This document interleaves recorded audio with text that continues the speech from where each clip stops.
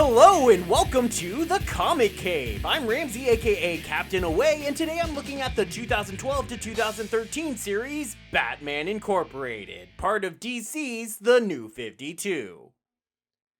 When Batman came back to life from having more or less died in Final Crisis, he brought with him a vague vision of impending doom for Gotham City. In order to circumvent that disaster, he began creating a worldwide police force of Batmen funded by Wayne Enterprises called Batman Incorporated. In my last video, I looked at the first series where Batman began setting up this company and recruiting members, as they faced off against a criminal mastermind named Otto Netz, who built a ring of bombs around the world that he called Ouroboros. Batman and co. were able to stop Netz, primarily thanks to Batman's son Damian killing Netz to save Batman's life, despite having promised his father not to ever kill again. But behind Netz was an organization called Leviathan, and behind Leviathan was Talia al Ghul, daughter of the immortal leader of the League of Assassins, Ra's al Ghul, and mother of Damian. At this point, the series ended because DC rebooted into the New 52, and despite what you might think, and despite what I said in the previous video, that didn't really have much of an effect on this series. In fact, this series practically breaks the entire concept of the reboot.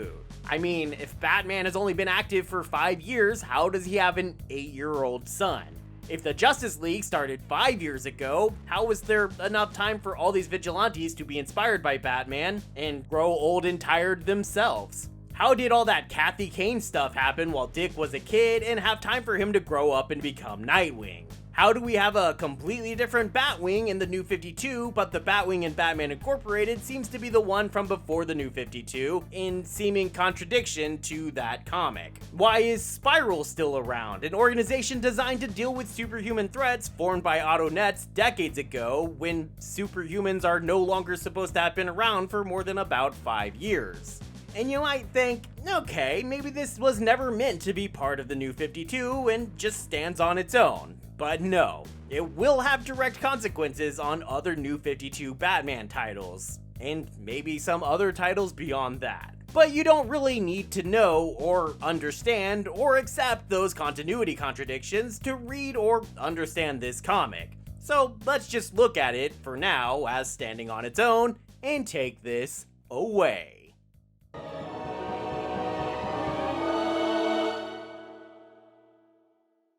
The comic opens on Bruce Wayne in a graveyard in the rain, of course, cause, graveyard, telling Alfred that it's over. Batman, everything, it's all over. Seems like this is gonna be a short comic then. But this is Grant Morrison, so we're not telling this story in any way, shape, or form in a linear way. So we're actually at the end of the comic here, and we'll jump back to, well, sort of the beginning. And that sees Batman and Robin chasing some goat-headed villains through a slaughterhouse, leading them running through a ton of guts and gore, interspersing the slaughterhouse images with people eating some pretty raw-looking meat. I'm not sure if Morrison is a vegetarian, but the point of this sequence seems to be to make you one. And it certainly works on Damian, who announces himself as a vegetarian now, and he adopts one of the still living cows, christening it as Bat Cow, because I guess there's an additional reason for them being in this slaughterhouse other than just chasing those guys down. The cow is branded with an upside down star, or at least Batman says it's upside down. I'm not sure exactly how he can tell. I mean, a star is a star, right? But anyway, he calls it the Demon Star, also known as Al Ghul, a star in the constellation of Perseus, or as we might say in Batman world, Al Ghul. So it seems that Damian is in the right. I mean, not about calling the cow Bat Cow, though she does have that weird bat-shaped marking on her face for some reason, but the adopted part. Because these cows marked with the Demon Star are contaminated with a mind control agent invented by Professor Pig. It's one part of a plan from Leviathan to take control of Gotham City, through mind control and through replacing people, as the comic takes us step by step through the various levels of power, from school teachers to police officers, in a QAnon-style conspiracy to literally indoctrinate the children of Gotham into Leviathan, at literal gunpoint. But that's not Talia's only means of taking control of Gotham. She's also serving her mind control beef to heads of Gotham crime families. Well, most of them. This guy, who is apparently one half of a fairy tale themed duo called the Brothers Grimm, was actually eating his brother. He attempts to defy Leviathan, and for that defiance, Talia has one of her man-bats take him, fly him up into the sky, and drop him to his death. Have I mentioned the ninja man-bats before? Before the New 52, during Morrison's Batman run, Talia used Dr. Langstrom's man-bat serum to turn a bunch of her loyal ninja assassins into an army of man-bats. There, I mentioned it. It's really not that important. What is important is that this Brother Grimm happens to drop right in front of Batman and Robin. And I have to say, their reaction is pretty priceless. The dynamic duo happen to be in this location because they're busy attempting to shut down Talia's beef empire. And part of this involves reminding us of the assassination contract Talia put on Damian's head at the end of the previous series. As one of the thugs we opened on, Batman and Robin chasing, gets accidentally shot in place of Damian. It's messed up, but I love Damian's reaction. It wasn't me! Damian's worried that Batman is still mad at him for killing Otto Netz, no matter Damian's reason for doing so. But not enough to keep Damian home, and Damian ends up getting shot after all when the mysterious shooter makes a second attempt later in the night. Just kidding. The image is faked in an effort to end the contract and possibly fool Talia, despite Damian insisting that she wouldn't fall for it. And we know she doesn't fall for it because she says as much in an issue that gives us background on her. That issue starts with Roz meeting Talia's mother in what vaguely seems like the 60s, but also judging from the fact that it's a charity concert for feeding the starving in Africa, it could actually be a jab at the 1985 Live Aid concert. With Ra's al Ghul correctly pointing out that the wealthy could have easily solved the problem with their own money, but instead are asking the poor to donate in their place. I mean, he's right. We move on to Talia being born and Roz doing a Lion King, promising her the world. A Robero.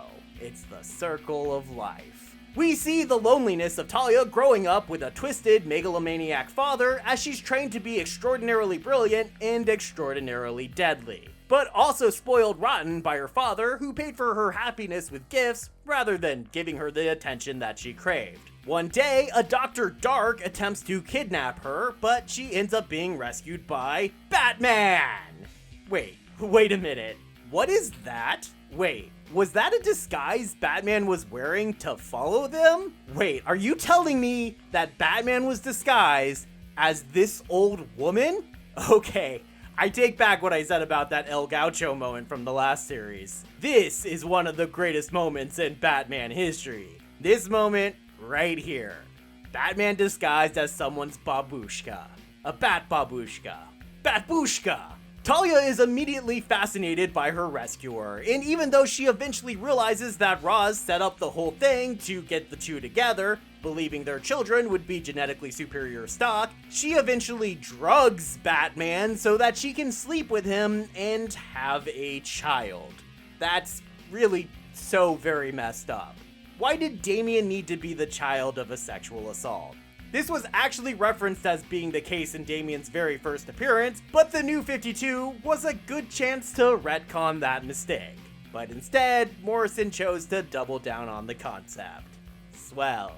Damian we then see put through much the same childhood as Talia, leading up to the point that he was given the choice between staying with her and going with Batman. She had also, at the same time, given Batman the choice of trying to reform her and take her as his lover, or else she would destroy the world. Batman was like, nah, thanks, I'm good. And Damian would eventually choose the path of Batman instead of the League of Assassins. That would lead us to Talia eventually taking Ra's al Ghul captive and assuming leadership of his League of Assassins, with help from the mysterious masked guard we saw at the end of the previous series. From here we move to Batman reviving an old alter ego, Matches Malone, a small-time gangster that Batman dresses up as to get the word on the street. On this occasion, he drags some of his fellow Batman Incorporated pals into the deception, with El Gaucho, the Hood, and Batwing standing in as other stereotypical thug types. It also gives Dick Grayson a chance to reprise his role as Batman, I guess to help prove to the underworld that Matches, who is supposed to be dead, isn't Batman himself in some kind of disguise. I mean, that would be crazy to think of that, right? I'm not sure who would be thinking something like that other than the reader, but I'm sure this scene doesn't exist just to confuse us. That wouldn't be like Morrison at all. Oh wait.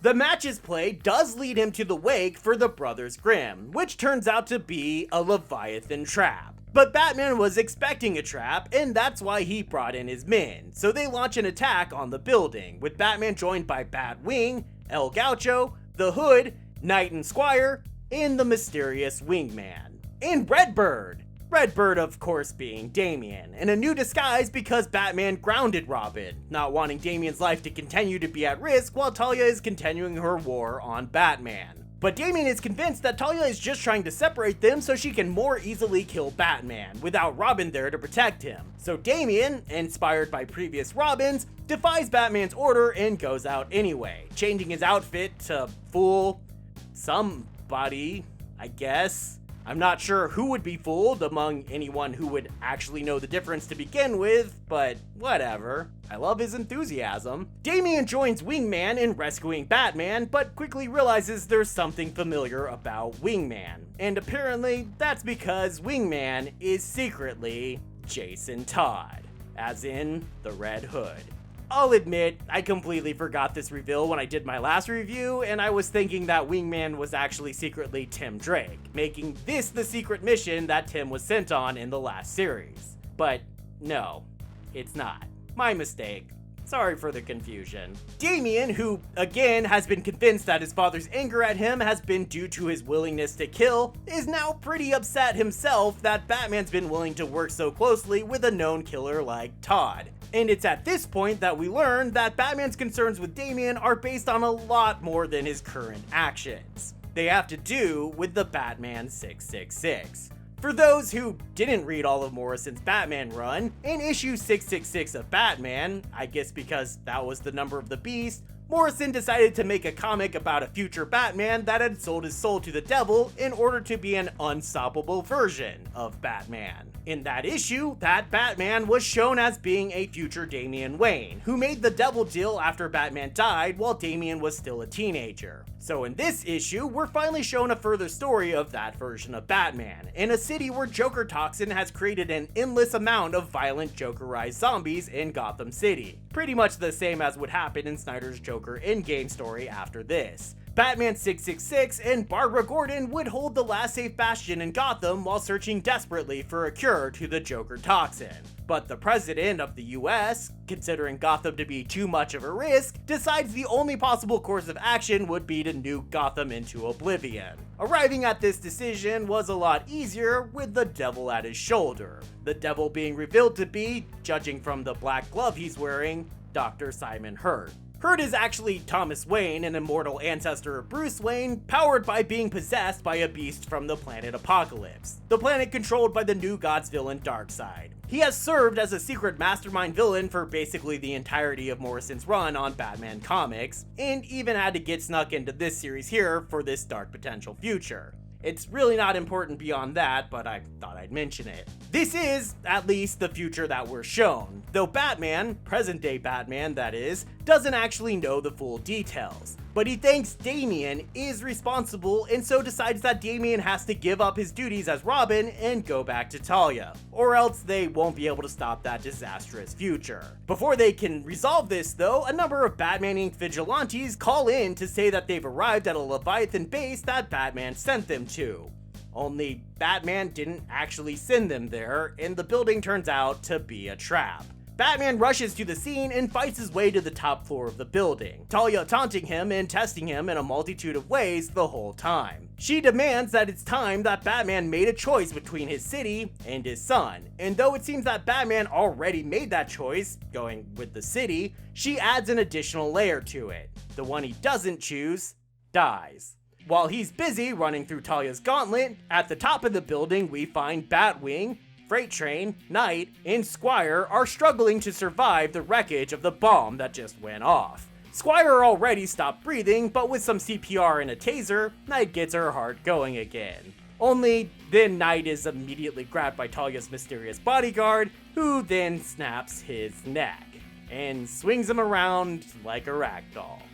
Yikes. Batman finishes the gauntlet and joins his employees on the roof, only to immediately fail against Talia's Monster Man and get captured by some ninja man-bats. With Batman captured, Talia launches her full attack on Gotham, focused in on Wayne Tower, as she activates all her Leviathan sleeper agents, including all the children she brainwashed, and has the children attack the police because she knows the police won't fire on the kids. That's so messed up though. While this has been going on, Damian has been locked up in the Batcave, spending time with his pet Bat Cow and his new pet, Alfred the Cat. Alfred, Pennyworth that is, the butler, the human being, adopted the cat, apparently deciding Damian needed a pet, because the cat's petulant personality reminded him of Damian. And the cat's attitude immediately wins over Damian too. I love when writers actually remember that Damian is like 8 years old and let his childish nature come out. Being raised by the League of Assassins, that childishness was beaten out of him, but being with Batman has allowed it to surface again, and it really goes a long way to actually making the character endearing, especially after how much of a pain in the neck he was in his first appearance. Believing Batman was wrong to leave him out of the fight, Damian proves he can get through the Batcave security and uses a little rocket suit to bring him to Wayne Tower, where he and Grayson meet up to start fighting Leviathan's troops there. There they run into Talia's Monster Guard, who is attempting to steal the control device for the Ouroboros bombs that Nets had threatened to set off at the end of the previous series.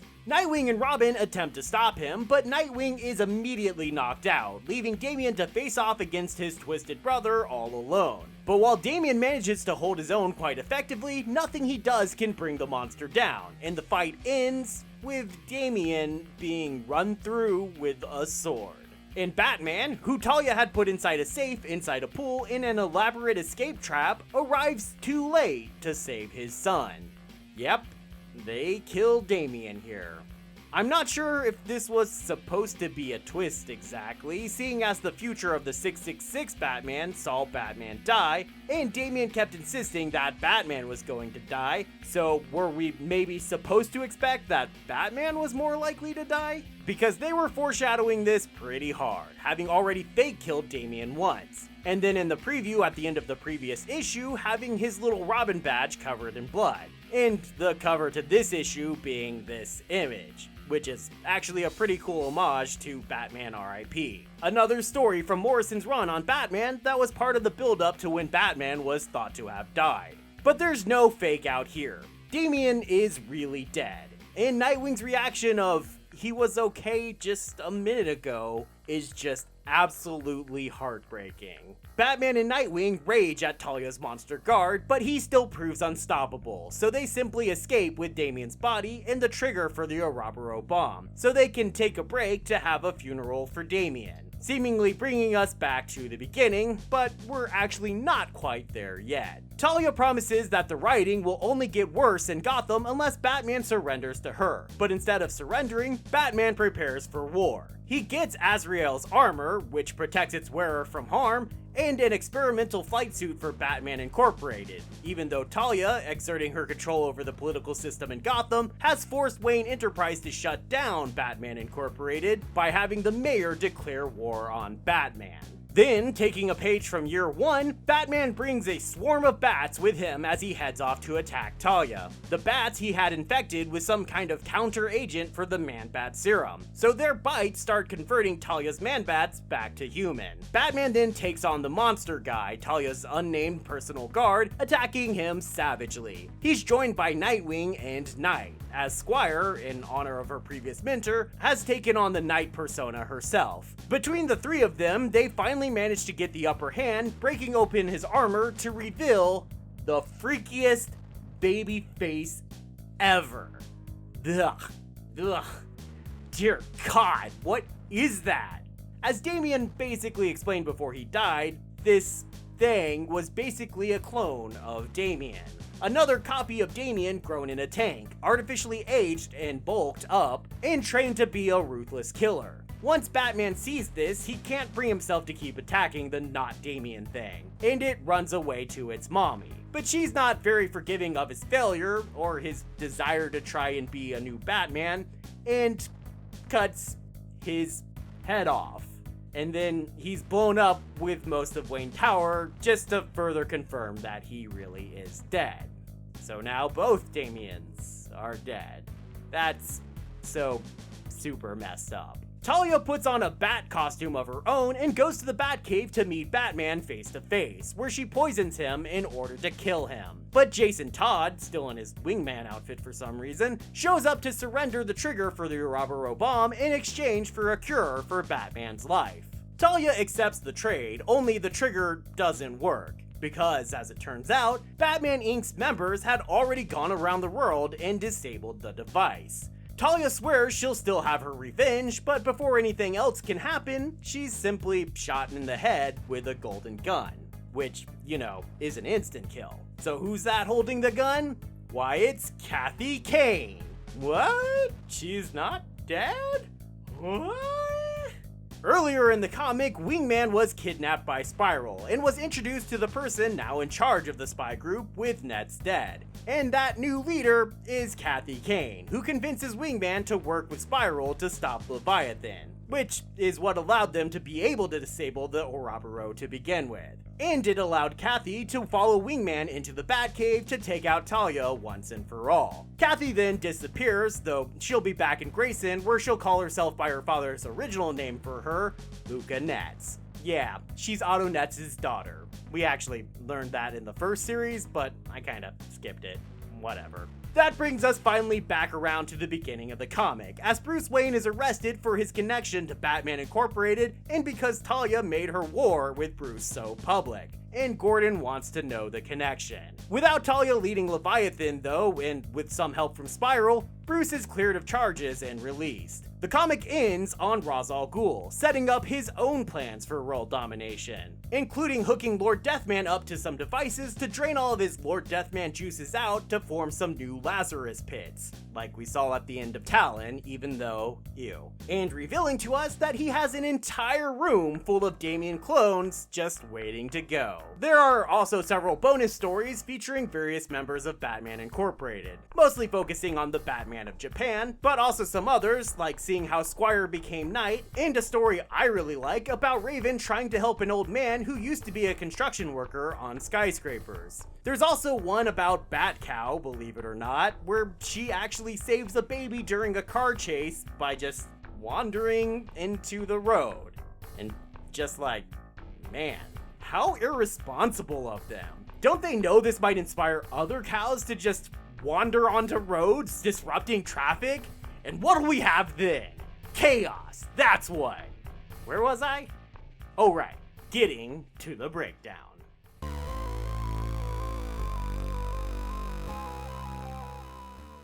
I have to confess some mixed feelings about this series. On the one hand, I feel like this might be the most tight, clearly structured, and straightforward Batman comic I've read from Morrison yet, tying with probably Klaus in the first arc of New 52 Action Comics for the most accessible comic that Morrison has written of at least the ones that I've read. And because of that, a lot of the more powerful story moments really do hit. This comic's emphasis on Damian Wayne's more vulnerable, childish side made me start coming around to the character for the very first time. And while I'd still say Patrick Gleason did a better job of making Damian actually likable, I still found myself liking the character enough to be really hit by his death toward the end of the series. And that death is frustrating, because I feel like we know he's not going to stay dead. There's no way DC was going to let that stand when the character was already getting them lots of attention. It makes the whole thing feel pretty pointless. I'm not a fan of Talia's transformation either.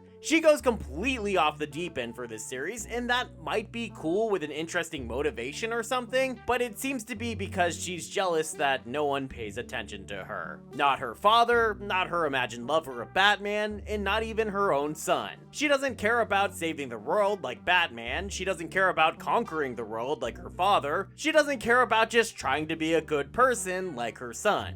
She doesn't even care about winning. She just wants people to pay attention to her by throwing the world's most epic temper tantrum. And that's just kinda disappointing. I also don't like how both Batman Incorporated series end by having someone kill the villain for Batman. Just using another character in order to get around Batman's no-kill rule feels pretty lazy to me. It feels like, towards the end, Morrison just starts killing a bunch of characters just so we can say, yes, this really is the end. No more Batman Incorporated. No more using these characters.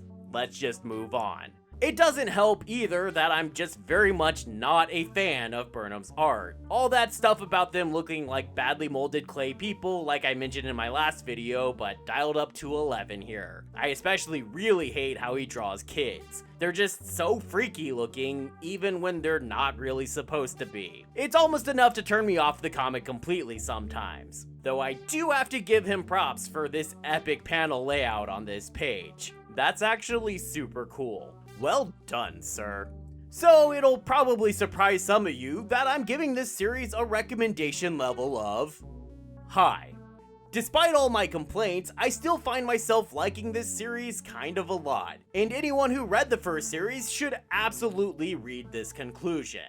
The collected editions get 1 Bat Cow and 1 Alfred the Cat, which is a good thing on the part of both of those, with one really only slightly better than the other, with preference towards the kitty, because kitty. And that breaks down like this. Both volumes have 7 issues and a variant cover gallery, with the second volume also containing the Batman Incorporated special, giving us a deluxeified collection. Bat Cow, go! Thanks everybody for watching, and I hope you enjoyed this video. Hopefully I'll have time to cover a couple more Batman comics this month, and the next one should be the New 52 Detective Comics. Huzzah! So if you're excited about that, or you enjoyed this video, or you're just the hero that Batman thinks you are, then be sure to click the like and subscribe button so you could be sure to be here next time, and I hope to see you then, right here, in the Comic Cave.